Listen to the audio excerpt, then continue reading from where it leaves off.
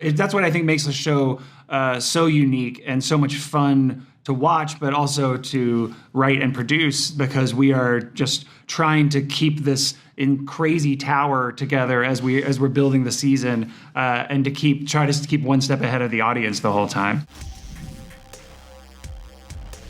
Hi guys. Hello. How are you? I'm great. I love the Afterparty. I think I watched both seasons in like 24 hours. It's so good. Oh, wow. Thanks. A person of excellent taste. What inspired you to make this season more focused on Zoe's family, and how do you decide which genre to utilize in each episode? That's a good question. Well, we wanted to put them in a situation where we could root for solving the murder mystery. Like the trick with doing a murder is that oftentimes it's like a little bit cerebral, where you're just curious who done it, but there's a bunch of jerks and you're not emotionally invested. And so the idea that, by Anik solving the murder, that he would help ingratiate himself to Zoe's family felt like a nice emotional driver for the season.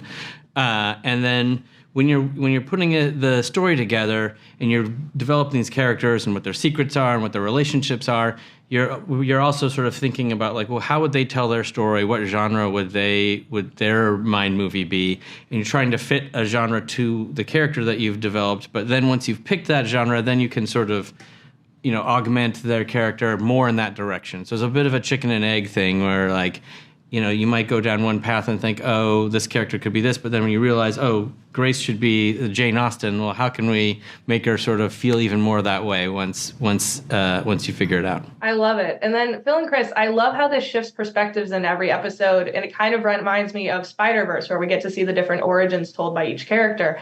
Did one inspire the other? And then was there anything from the Afterparty experience you wanted to bring into Beyond the Spider-Verse? I mean, we don't have enough ideas, so we just sort of recycle the same ideas for everything. Keep doing the same thing. I certainly think we're interested in the different ways you can tell a story, and that depending on who's telling it and how, it can make you feel a different way. I think that's what's so interesting about Afterparty and this season, is that you, depending on who's telling the story, you understand what happened differently.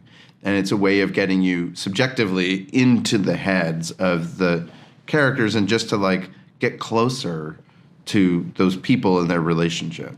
Yeah, I think subjectivity is like the key to engagement in film and television. I think if you're feeling something's just sort of objective and you're not invested, like seeing something through someone else's eyes is really makes you care and empathize with that person. That's the philosophy of the Afterparty and and everything that we do. Right. I mean, like that stuff can distance you if you're not careful, because it's like so whiz bang.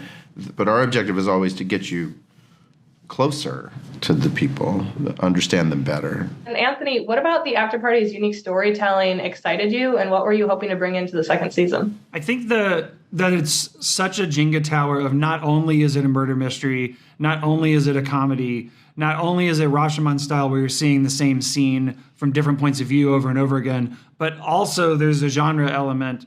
And you're juggling all of those things constantly. That made the show. That's what I think makes the show so unique and so much fun to watch, but also to write and produce, because we are just trying to keep this in crazy tower together as we're building the season, and to try to keep one step ahead of the audience the whole time. And then, which genre was your favorite to play in this season? I mean, they all are so fun. It's really hard to pick a child. It was really fun doing the film noir one, and that script was written by Mike Rizzolio, who sort of lives and breathes that type of dialogue.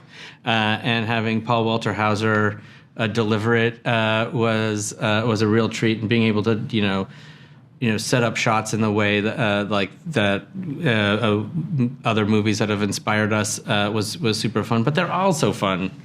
Yeah, it's hard to choose just one. I think when I think about the there's an epic romance episode, kind of Oscar bait movie that is on such a scale that it was kind of fun to figure out, how do we do this?